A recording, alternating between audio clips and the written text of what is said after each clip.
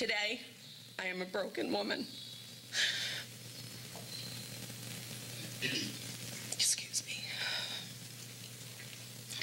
I read the New York State Testing Program's Educator Guide to the 2015 Grade 6 Common Core English Language Arts Test, and I sobbed.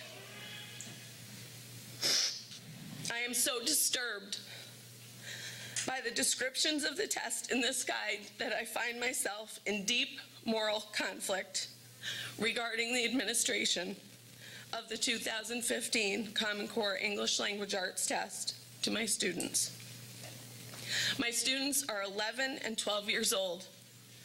They are at a cognitive level Jean Piaget, revered cognitive psychologist, characterized as concrete operational, meaning they can think logically about concrete events but have difficulty understanding abstract and hypothetical situations. Yet in the guide, it states that students will evaluate intricate arguments. In addition, students will need to make hard choices between fully correct and plausible but incorrect answers that are designed specifically to determine whether students have comprehended the entire passage.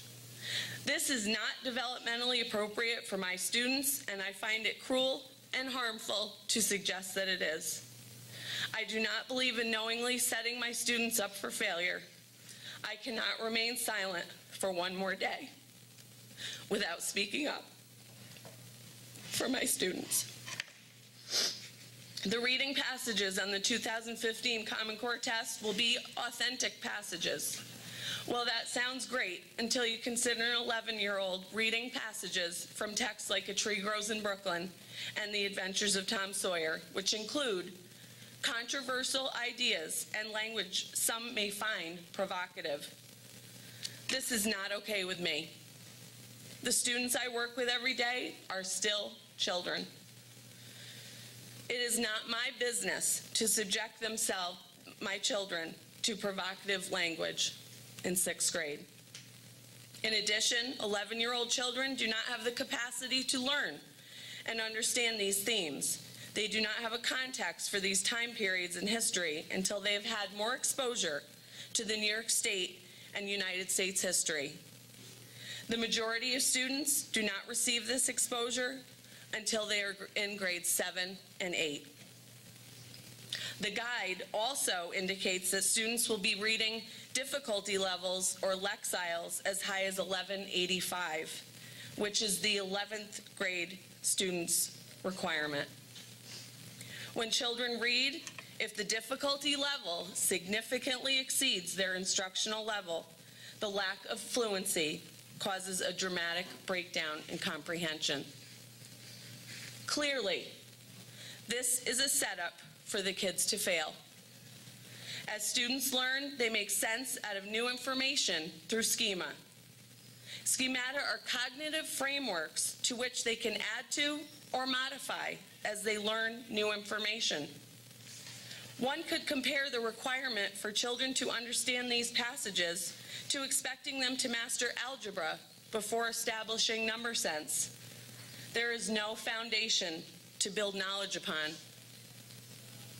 If a student has no context, they are not likely to comprehend the text at the deep level required to distinguish fully correct answers from plausible but incorrect answers. In addition to these inappropriate, unfamiliar concepts and time periods, students will be expected to sift through authors' use of intentionally incorrect grammar and/or spelling, and passages drawn from works commonly taught in higher grades. Finally, in the guide, it states that students will be required to negotiate plausible, text-based distractors. A distractor is an incorrect response that may appear plausible. In summary, we are going to ask 11-year-olds to read and comprehend passages that are taken from higher grades, some at 5 years above their level, with controversial and provocative language based on abstract literature and historical documents, that the students have not yet learned about and choose an answer from several plausible choices. We are going to have our students spend 9 hours of seat time, allowing extra time for our special education students on these inappropriate tests. Add another 9 hours for math. And after all is said and done, we will reduce each child to a number, 4, 3, 2, or 1, based on their performance, providing teachers and parents with little to no information about what they can and cannot do. No. No, I cannot.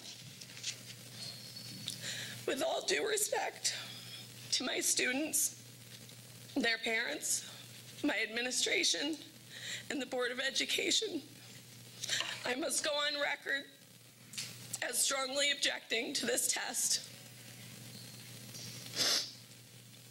I will be respectfully requesting reassignment on the dates of the 2015 Common Core ELA assessment. As I said, I have the greatest job ever.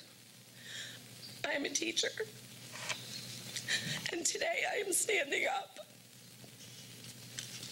for my students. Finally.